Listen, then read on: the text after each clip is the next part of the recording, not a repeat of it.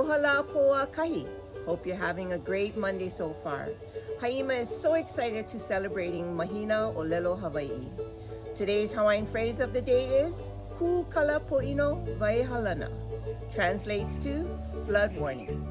Flood warnings are alerts issued by weather and emergency management agencies to inform the public of potential flooding due to heavy rains, rising water levels, expected rainfall, and advice on necessary precautions, such as evacuations. Knowing where inundation zones start and end in your area will help you understand risk and take appropriate actions to protect yourself and your property during floods, especially in flood-prone areas. Haima's Hawaiian phrase of the day is Kūkala pō'ino vai hālana.